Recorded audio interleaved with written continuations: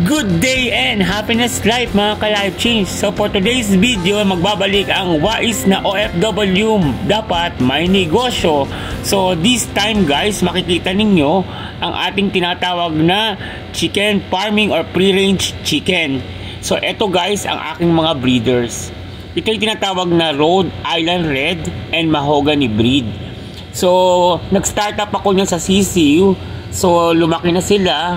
Ngayon meron na tayong sariling production. So nag-start ako ng konti lang. Yes.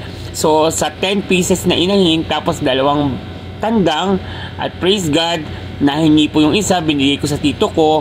Tapos may nakita kami na 8 lang pala yung babae, tapos 3 yung barako. So dinivide ko na siya para hindi naman masyado magasgas ang ating inahin. So 1 na barako, nilagay ko 3 babae, 1 barako, 3 babae, tapos yung isa 2 babae, para maging maganda ang kanyang egg production fertility.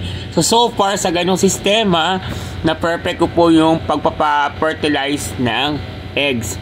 So umabot siya ng 6 months, pero nangitlog na po siya guys ng 5 to 6 months, hindi pa yon talaga matured egg. Irregular egg pa yon. So pinaulam ko muna yan sa aking mga anak at sa aking mga pamangkin. Ayan. So nung tumungtong na siya ng 6 months going to 7, dyan ako nag-start magkaroon ng tinatawag na magandang eggs quality for fertilize. So sa kanilang pangingitlog, perfectly, salamat sa Lord, praise God, naingatan po, wala pong mortality. Lahat po ay nabuhay at lahat po ay nag-produce ng magandang egg. Kaya naman po talaga naman pinagpala tayo, kasi pinapanalangin ko rin yan guys.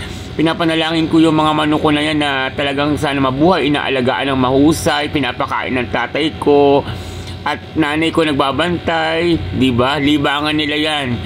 Kaya lang talaga may labor, naglilinis ng dumi. Tapos praise God kasi meron kaming kubo. So temporary, kasama nila tutulog yan sa kubo. Ayun no, diba? So sa bahay lang po yan, backyard farming lang po. Kasi konti lang naman, pero praise God, dumadami na sila. Ito yung first descendant. Actually, nag-first try out ako na magpa-incubate ng 10 pieces doon sa first batch na magandang egg. So nabuhay naman po is 6. Kaya lang, yung 3 medyo mahina. Saka first time, ayun, natigok yung 3. Pero yung 3, ayan, nabuhay. So buhay na yung first descendant. Trio siya, 2 red na mahogany at 1 tandang na, ay 2 red saka 1 mahogany na tandang ang lumabas. So buhay na yung first descendant natin. And ito na tayo sa second descendant. So sa second descendant, medyo maganda yung naging pagpapapisa natin, kasi medyo nahahasa na tayo sa incubating. Actually yung asawa ko ang nag-incubate at nagbabantay ang anak ko. So nakapag-produce tayo ng 11 chicken. Ayan. So to, unang napisa po yung first 9. Tapos humabo lang yung 2. Kaya kung mapapansin nyo, ayan yung 2 medyo maliit, pero maliksi naman siya. Ayan po guys. So yan yung cycle from breed. Tapos nagkaroon tayo ng first descendant na CCU. Kailangan talaga guys tutok kayo sa pagpapakain, sa pagpapavitamins, sa pagpapaalaga. Yan, tapos yung bahay nila dapat maayos para lumaki silang malusog. Kasi I am looking forward, nangangarap lang ako noon, napapanood ko lang yan sa YouTube channel. Now I'm applying that one literally sa aming backyard, sa kubo lang po ng tatay ko at nanay ko. So far ang nanay at tatay ko talaga nagpapakain, yung asawa ko sa anak ko ang nag-hatching time, no? Diba meron silang activity bukod sa meron kaming Lady Hannah store. So eto guys yung mga sisiw ng second descendant. At eto yung mga everyday eggs na iipon. Yan yung mga fertilized eggs. So far kasi nag-iipon ako ng fertilized para magkaroon ako ng mga production ng sisiw, para dumami pa po ang ating Rhode Island Red and Mahogany breed. So from that, magtitinda na rin ako ng fertilized eggs. Ayan, kitang-kita nyo naman quality ang mga eggs natin sa sizing.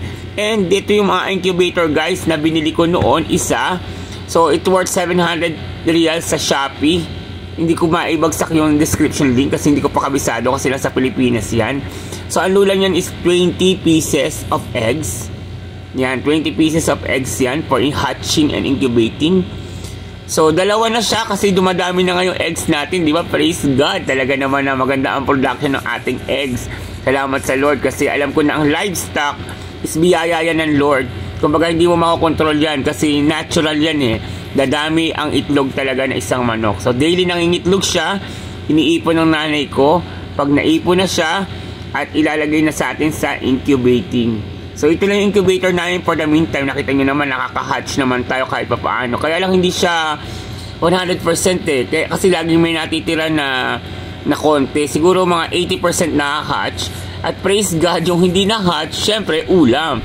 Tinatawag siyang penoy. So ito yung nangyayari sa hatching ko. Ayan guys, oh. Kung makikita nyo, live hatching po yan sa aking maliit na incubator. So far, umu-order na ako at nag-a-assist na ako ng malaking incubator na 150 yung capacity. Automatic yung hinahanap ko. So I'm hoping makapag-invest tayo niyan kasi nandiyan na tayo sa larangan na yan. So habang wala pa tayo sa Pilipinas mga ka-OFW, magsimula na kayo. Kumbaga until na meron kayong capacity ng source of income, paggamit nyo na yun sa Pilipinas na pang start-up. Para pag uwi ninyo, irara na lang po ang business. Kagaya ng ginagawa ko, nag-aaral lang ako, sinusubukan kong i-apply sa Pilipinas. And nagiging successful naman kasi kung talagang susuportahan ka ng family mo is magkakaroon niya ng resulta. So dahil din mga ka-life change, mga ka-OFW, meron na po tayong maliit na negosyo, Hannah's Fresh Egg from my Rhode Island Red and Mahogany. So magkakaroon na rin po tayo ng mga sisiw available sa akin pong supplier at sa atin po ang mga fertilized eggs. So ano pang hinahantay ninyo? Pa-order na. Salamat!